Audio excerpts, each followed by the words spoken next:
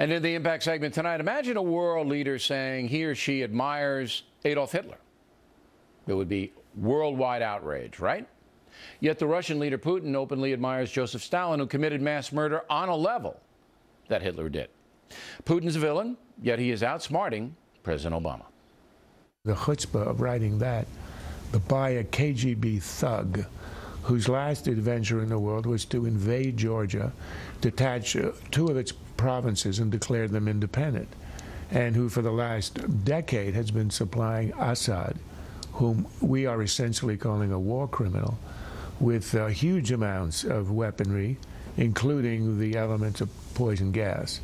I mean, what we're seeing here is Putin so confident of himself after Obama had to acquiesce to this face-saving negotiation that he could actually engage in this. It's an index of how Obama has been played and continues to be right now in Geneva.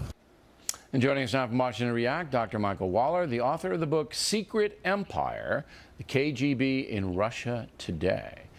So first of all, a general question, how does Putin get away with it? I mean, you know, we know he's a tyrant.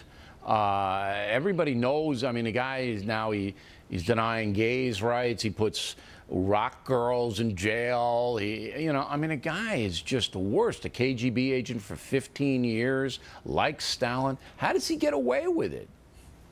He gets away with it for two reasons. The first one, he controls the former KGB apparatus at home. And then we let him do it on the international stage. We don't stand up to him. Do you believe that Putin is actively trying to embarrass the USA to get favor at home? So the more he makes Obama look weak and the more he spits in the face of America, the more popular he gets at home.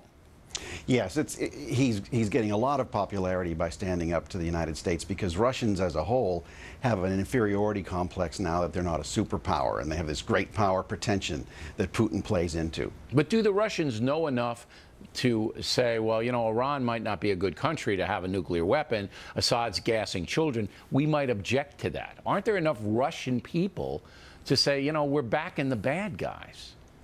Well, first, Russians are accustomed to backing the bad guys. We like to be reminded, or we like to remind ourselves that they were our allies in World War II.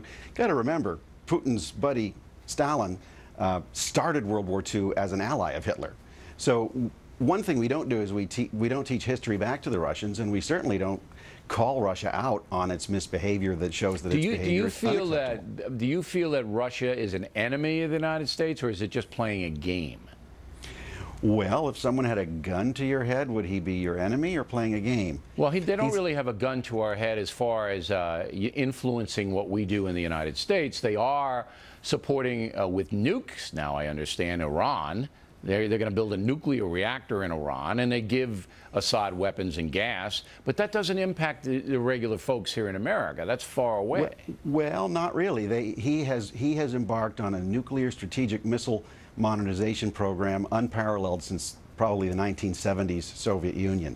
The Topol series of ICBMs, the SS-29s that they're putting on, he's got his sixth, they're laying the keel this fall for the sixth new ballistic missile submarine, the Boré-class submarine. So he's upping his nuclear capability while President Obama, at least outwardly, says he wants to diminish ours. Do you think President Obama is afraid of Putin?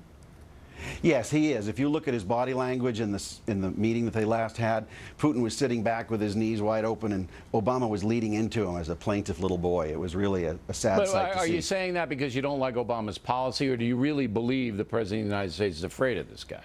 I think he's afraid of him. Yeah, really? He's afraid of him. He can't stand up. He can stand up to domestic critics at home. He can't stand up to people on the international scene who push at him. He can't stand up to the Chinese. He'll talk tough, but won't stand up to them. Why can't he do that? I mean, we have the most powerful military in the world and the most powerful economy in the world. Why can't he stand up to that? Well, he makes empty threats and he doesn't back them up because he doesn't have the courage to do. He doesn't want to be another George Bush. Do you think it's a courage thing or a style? I just don't think he's a confrontational guy, and he just shrinks from all confrontation. Well, he's very confrontational as a politician. So he would bring that in. If you bring that, you have to bring those instincts in as a world leader, and he's not doing that. He's not standing up for America the same way he would stand up for a Chicago community organizing group.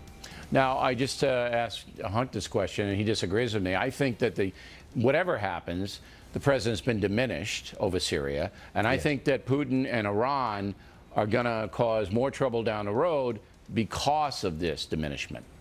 Yes, Putin drew a red line. Obama drew a red line, did not do anything about it. That's a green light for Putin and the Iranians to go ahead and really give us a hard time. All right, Doctor, thanks very much. Directly ahead, Lou.